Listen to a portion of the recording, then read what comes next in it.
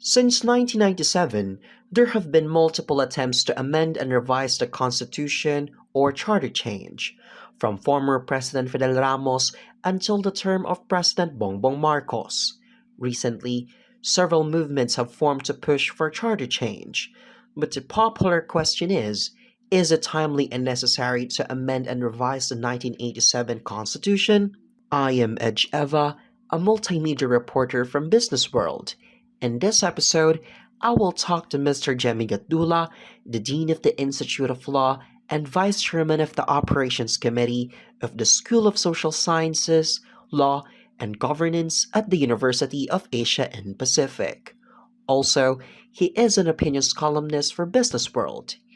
In this interview, he will share his insights on the call to amend and revise the 1987 Constitution, particularly its economic provisions. Hello, Mr. Gatdula. Pleasure to meet you. An economic charter change was approved on the third and final reading by the Congress, which seeks to amend the 1987 Constitution to leave foreign ownership to some vital industries in the country. What is your take on amending the constitutional limits in foreign ownership? I agree, and in my columns with BusinessWorld, I've long pointed out that yes, we should have amendments to our Constitution. If we look at our Constitution is around, 21,500 words? And if you look at the US Constitution, it only has around 4,500 words. We have an incredibly verbose Constitution. And there are areas there that I feel should not even be in the Constitution. In one Senate testimony that I gave, I pointed out that the problem, I think, is the mindset that we look at the Constitution as we want the Constitution to provide us the answers, when that's not the job of the Constitution. The job of the Constitution is essentially provide a mechanism for us to be able to argue with each other so that we can come up with the answer ourselves.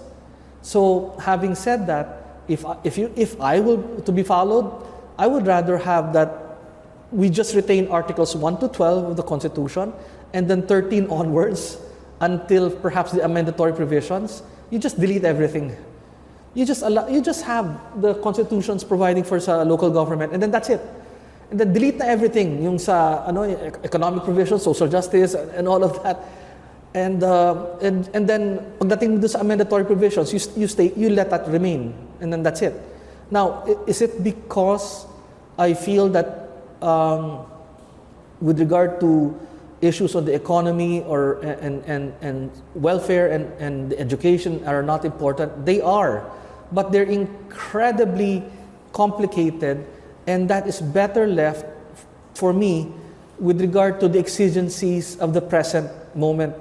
It is possible that it is really incredibly difficult to be able to foresee what would be good for the country and then lay it out in such great detail that we essentially tie up yung our Congress. Now, what you do, the beauty of the Constitution is that it's supposed to embody lasting principles. And you see that naman in the Bill of Rights. It's incredibly generally written, but contains a huge amount of principles that even if, for example, let's say cyber warfare was not contemplated or cybersecurity was not even existing or a thing in 1987, and cybersecurity is definitely not a thing, let's say in the 1780s when the US Constitution was being done, still, yung principles are there. So you can't use cybersecurity to kill someone without due process. We cannot use cybersecurity that violates equal protection of the law and all that. Now, pagdating naman sa economy, you should be able to allow the Congress kasi to make a decision at that time. Now, is it good for us to allow foreign ownership of property, or is it better that we disqualify people from other countries to invest in certain industries and so on? Who knows, di ba? And that is something for the Congress to be able to decide upon. And that is why it's better that the Constitution is silent on this and then let the Congress have the flexibility and the ability naman to be able to thoroughly discuss the issue, and so that they can make legislation whether or not they will allow restrictions or allow flexibilities with regard to investments and ownership of property. So that's my take on it. Senate President Cheese Escudero stated on an interview that constitutional limit in foreign ownership does not concern foreign investors, and even without the charter change, the government was able to pass bills liberalizing economic limitations such as the Public Service Act. What is your take on the Senate President's statement? Well, yeah, because of the fact that some of the restrictions have to do with the saying that that certain matters could be given to a Philippine company, but the Philippine company is essentially defined as one wherein 60% of the holdings are owned by Filipino, and then 40% could be owned by others.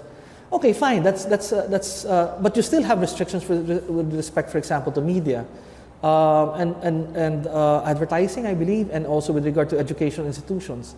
Take advertising and take media, for example. Why would you have a restriction on that when in the end, yung internet itself essentially circumvents everything about that thing? Education as well. And so, yes, there's a validity on the part of what Senate President Escudero says. But if that's the case, then I don't see the point din pala of having a restriction in the first place. Kasi why try to get around something if you know pala in the end it's not going to be useful? So just get rid of the thing itself so that you can at least not try to make the effort of going around it. Because the point is, you're trying to get around something that you know pala is not beneficial. Then just get rid of the thing na pala na you know is not beneficial. If you're going to have an opportunity naman pala to amend the consti, then might as well why not include that as well? Para isa ka na lang. Diba? So, yeah, I mean, different ways of skinning an animal. But for me, the more efficient one, I think, is just to get rid of the provisions. I'm not saying, again, I'm not making a position that foreign ownership is better. And what I'm saying is that these are matters that are better left to be discussed by Congress, and that Congress should have the flexibility and capability to make a law. If they decide 5 years down the line, it's better for the Filipino to have exclusive ownership of property, then great. Or if they decide later on it's better to allow foreign investments to come in or in any field or whatever, then fine.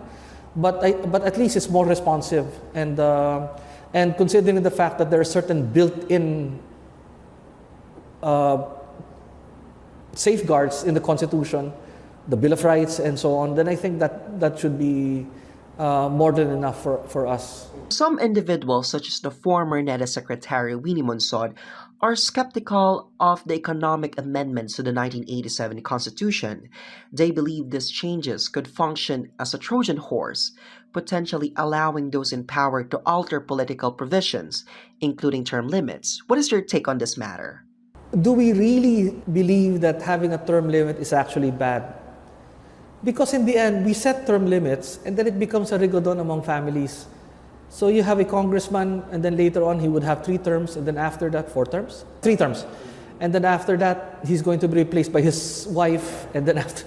So I'm really, before I would agree to such a term limit. Right now I'm a bit agnostic on that one. And I believe really it's more a function of yung maturity of our electorate than anything else. The theory kasi is you want fresh blood palagi coming in, but in the end, supposedly you have to have an anti-dynasty law, which up to now we still haven't really legislated properly. So no, I don't really have any views now on that one, except for to say that I think it's something that really depends now on the maturity of our electorate. In June, a newly formed group called for a constitutional convention. They drafted a new charter to address the current needs of the Filipino people and the country as a whole. Do you think that it is timely to revise the Constitution or charter change? That's a very interesting question, considering the fact that we're in the midst of a struggle with a foreign power. And so I'm not really sure if this is the optimal time to. I mean, if we are going to make a study on it, if that's the question, then I believe that yes, we should be making already a study on how best to revise the Constitution. There's really nothing bad about amending a consti. It doesn't really reflect negatively on the drafters of the '87 Constitution. The U.S. Constitution has been amended, 220 times already? And so it doesn't, I mean, and it's still, I think, the longest standing running constitution, 250 years now already, and so on. Yeah, so, but I'm not really sure if making a wholesale effort in terms of funds, in terms of campaigning for it at this particular time, I don't know if it's useful for us. To study, yes, but to put a lot of political effort into it, I don't think now is the time. I think we had a very good window during the Fidel Ramos years to amend the Consti, but I think, it passed, and now we have these issues confronting us. So I think it's better when everybody has a cooler head, and right now we're still reeling from the effects of the last administration, the politicking that's still ongoing, and the fact that because of that struggle that we have right now with China, I believe our focus should be more on those rather than this one. To study, yes, but to actually go into a wholesale effort in changing the Constitution is not. And that's coming from somebody who has wanted the Constitution to be amended in the manner that I described earlier. But at this particular time. According to the Pulse Asia survey on 1,200 adult respondents last March, 3 out of 4 Filipinos are not in favor to charter change.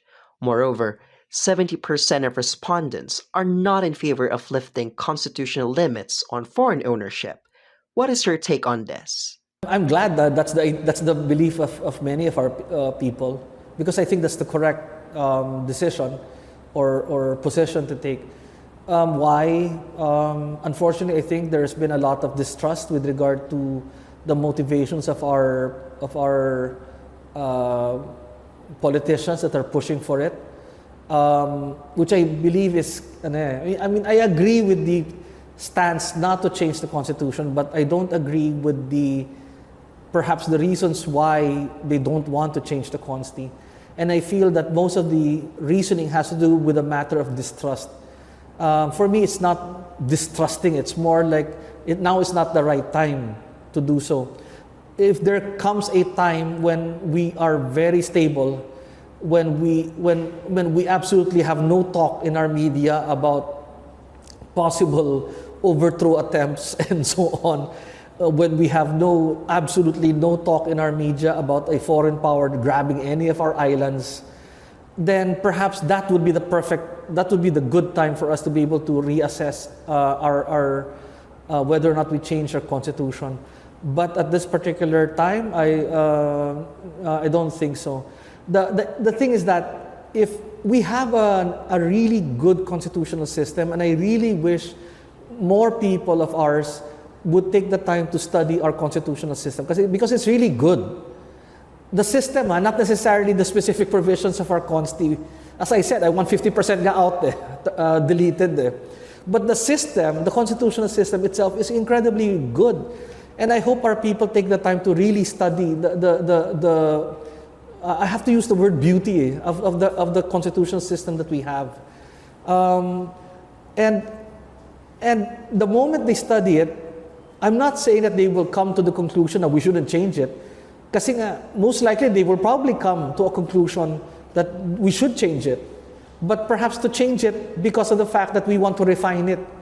But not necessarily because of the fact that, we don't trust this guy and therefore we don't want it changed, or we don't trust this guy, therefore we want it changed. I think it's not the proper motivation.